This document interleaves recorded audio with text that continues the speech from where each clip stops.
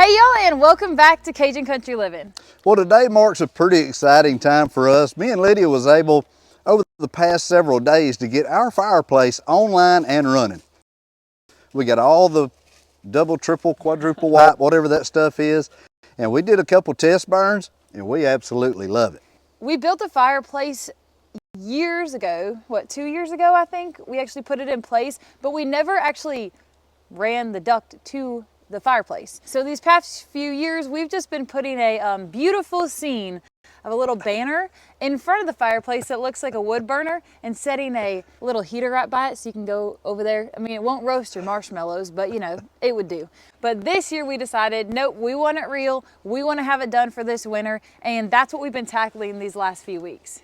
I ain't seen one of them since I still carried my Walkman. And here's a spoiler alert for you. In the back of your minds, if you thought, okay, they had a plan. They got this fireplace put together. They probably already cut and split some wood. They have it seasoned, it's dried, it's ready to go. If you thought that, you were wrong. We did what we could in a last ditch effort. We called around, hey, do you have wood? Do you have wood? All the people that we know that sells wood, surprise, surprise, they're all sold out, which they should be. Okay, and let's be real about this situation. If we would have gone and bought wood after all the trees that are still down from the hurricane a few years ago, and everything that died from the drought that is still standing that we have right here on the property, we both would have felt guilty about that. So what we did was, we went to the old Uncle Harbor Freight and we found this super cheap log splitter. Now, by no means are we sponsored by this whatsoever, but we thought it would be a pretty good opportunity to see if this thing actually works, because it was fairly cheap. I mean, it was hundreds and hundreds cheaper than the gasoline engine powered little log splitters. But we have no idea. We're gonna throw a power station on this thing and see if it runs. That is, if we can find a tree to cut up. I don't think finding the tree is going to be an issue. I'm more curious to see how this is going to hold up. Like Jim said, you can really spend as much money as you want to on one of these. We decided just to spend a few $100s versus almost $1,000 for a gas one.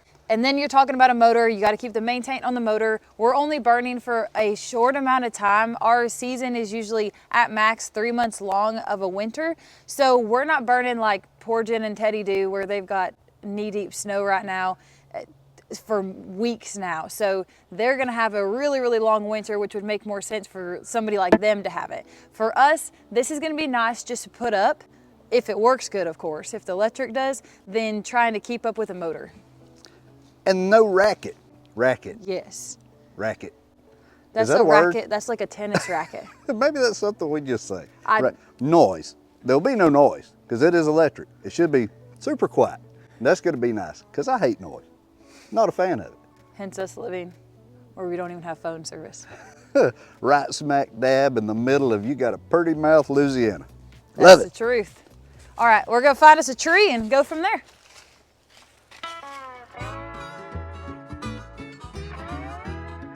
Now we're looking for not the perfect tree, but a tree that is good enough. So we don't want one that is laying on the ground. We have tons of trees that's laying on the ground. And the reason for that is, now if it had just fallen, yeah, that'd be a bonus. But all of these that are laying on the ground, they're like halfway rotten, and we really don't want to burn a bunch of rotten wood, because even if it's dry, it'll burn just like that. What we're looking for is a standing oak tree that has died, so it's dried. We're kind of cheating the seasoning time, you know what I mean? So it's not gonna be green and smut up the fireplace and have buildup in the state, all the things that goes along with it. So the first thing on the checklist is we don't want anything alive. We want something dead and still standing. Yeah, we don't like to cut really anything off of the property that is alive unless it's just a necessity. So one that's already dead anyway, let it be a sacrificial lamb. You know what I mean? So this one's a dead one, but it is a pine tree. So what happens with these are, you can cut it down and they're good enough to use for firewood, but it burns really, really fast, especially when it's dry. And I don't like the way the smoke smells when because you're always gonna have a little hint of smoke in the house. Nobody wants pine smoke in their house. Maybe somebody does, just not me.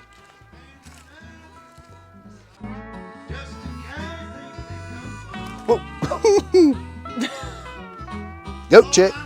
And here we have another dead tree, but this is a sweet gum. It's also another one that is not really good to burn. If it's dry, campfire, yeah, still not a top choice for me.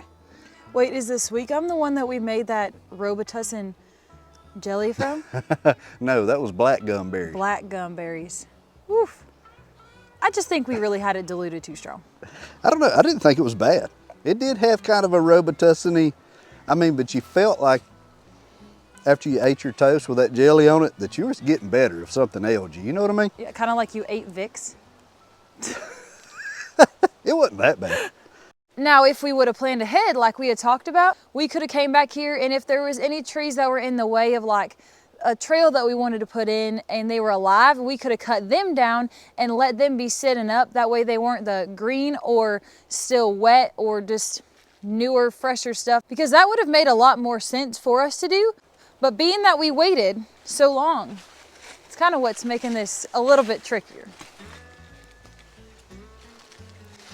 This is what we were looking for. What kind of tree is that? I think it's a little water oak, but these leaves are so hard to, looking at the bark, looks like a little water oak. Some type of little oak anyway.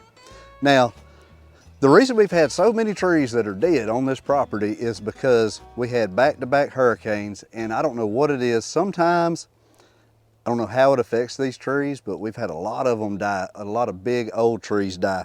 And on top of that, the ones that weren't doing that well, we had a pretty severe drought.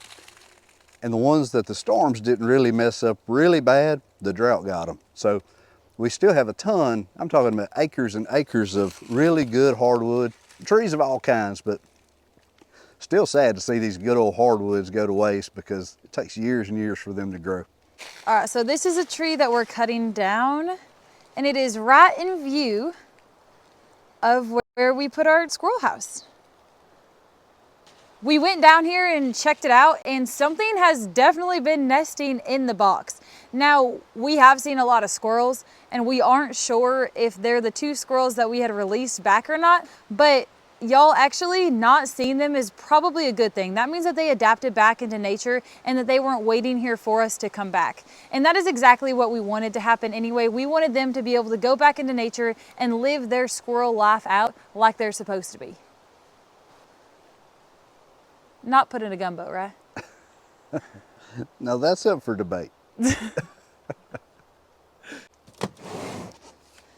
This specifically says, do not use to lift. I think that that's a suggestion.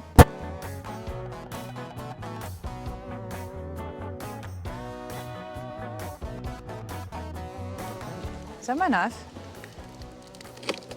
Well, I think it's kind of like our knife, you know? What's mine is yours, yours is mine. I thought that you bought that one for me. I did. Nobody says I can't borrow it though.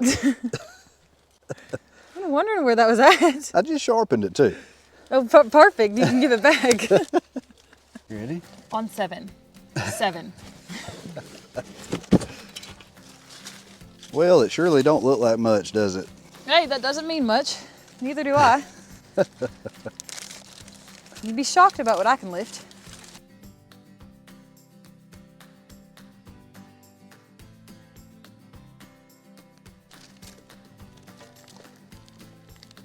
Everybody take this moment in. Jim's gonna open the directions and actually read them. You'd be mistaken. It had a part in there with the instruction manual. I don't know where that goes. Well, I bet if you read the instructions, it would tell you. That definitely gives you a warm fuzzy when there's 4 pages of safety instructions. See what the protocol is there for wearing Crocs while splitting wood. Oh, here you go. Here it is. Warning. Marking concerning risk of foot injury. Wear steel toe work boots or Crocs. It says it right there. MO Crocs is probably not acceptable though. It doesn't specify, but if I had to take a wild one, that's probably the circumstances. Now you can buy log splitters that are vertical or horizontal. This one in particular is horizontal.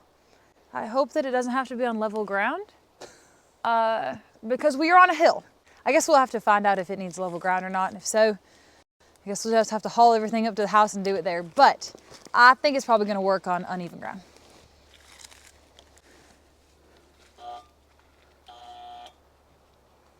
Well, I'm starting to get that feeling that you get what you pay for. So this unit is supposed to pull 15 amps. We have it hooked up to a power station receptacle that'll put out 20 amps, and the unit won't run. Like, it grunts, but it won't run. So what we're gonna do is we're gonna shift gears, we're gonna scratch, splitting the wood back here. I don't know, just in case there's something that's not just so-so about this power station, I don't know. We're gonna take this back up after we cut some wood up and see if we can cut it at the house off of municipal power. See if that makes a difference. Make sure it's not just something going on with this power station. And if it is, we're gonna box this back up, put a bow on it, and bring it right back to it. To me, kind of strike one already. Because we really wanted to split the wood in the woods and not make a mess up by our house. And we could stack all the nice split wood in the back of the buggy and haul it up there a load at a time. All right, well, we still gotta do lots of cutting back here, so let's get this tree cut down, huh? Should I move the buggy, or me, the dogs? Nah, I think you'll be okay. We'll start cutting into it and see what it looks like, and if it don't look like it's gonna fall right, we'll regroup and start again. Back in the pasture by the old fence line, there's a dead oak tree, we'll cut it just in time. The sawdust flying, be a fire tonight when the sun goes down.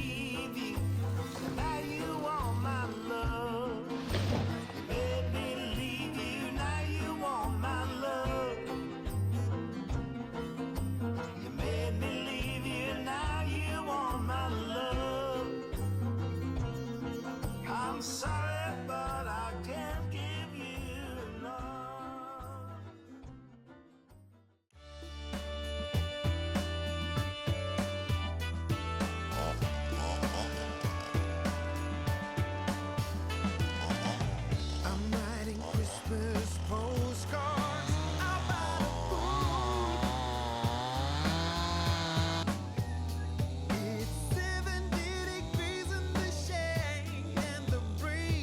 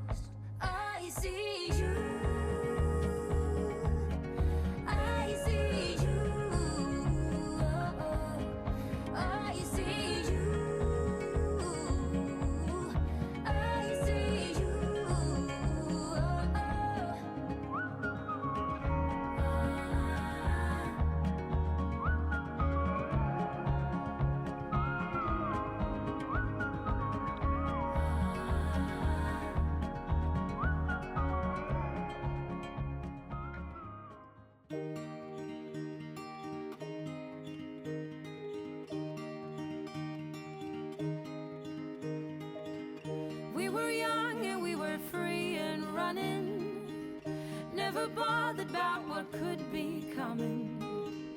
Every day we danced and life was smiling. We were young and drunk in love. A few years later I have started thinking, if it's just love in every glass I'm drinking, we're like one and without you I'm sinking. I'm always shining next to you. Oh, I got you, there's no reason to chasing pavement on my own, 'cause you're here to stay every night and day. I'm delighted 'cause I got you. I have always been afraid of changes, but you show me life is full of faces. Sometimes clouds got in our favorite places, but we were young and unaware. Oh, I got you, there's no reason to chasing payment on my own, 'cause you're here to stay every night and day. I'm delighted 'cause I got you. La la la la la la la la la la. La la la la la la la. La la la la la la la la la. I'm just fine 'cause I got you. Rain guiding my way before, pouring like a waterfall. I've cried a million tears and more to find out where I belong. We're not young, but we're still free and running, and this day has never kept us bothering. Every day we dance and life's been smiling. We're not young, still drunk in love.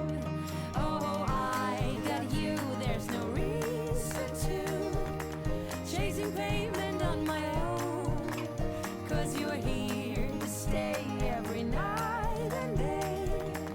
I'm delighted 'cause I got you. La la la la la la la la la la.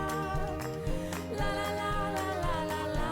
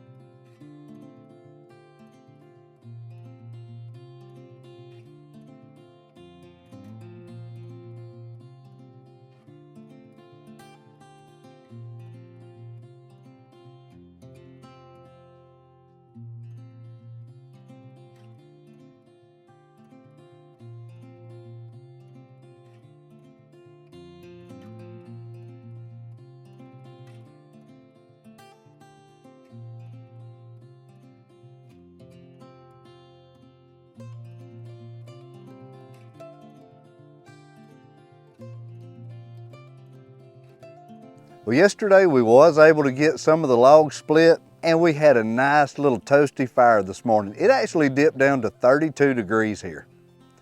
But before we left, we said we would give y'all our honest opinion on the super cheap log splitter, and I'll have to give it about a 3.5. And I'll tell you why. It actually works phenomenal. It did a really, really good job.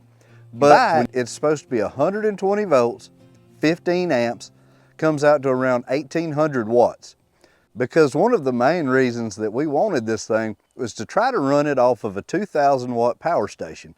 They're small, easy to move around, and this claimed 120 volts at 15 amps, so it should have ran somewhere around 1800 watts. We hooked this up to a power station that we knew we could rely on, and it would not run it. It would try to run it and it would trip the power station out. So that told me that it was going over voltage and it wouldn't allow some start.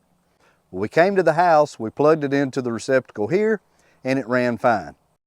So in a nutshell, the actual log splitter did a great job, but I do believe that it pulls more wattage than it says that it does, but it works good enough that we're definitely gonna keep it. We're just gonna have to cut our logs and haul them up here or get a bigger power station to run it. Hold up, I am on my way, I'm in motion. Let's go to the ocean. Yeah, let's go outside. We can hang out on the beach without freezing. Yeah, isn't that amazing? In Christmas times, we'll be chilling and having a good time. Doesn't matter if the snow is falling or the wind blows and the rain is pouring. It will always be Christmas in my heart. But this year I wanna hang out with my friends and family, making angels in the sand. You ready? Doesn't matter, it is Christmas in my heart. And I can promise Santa's coming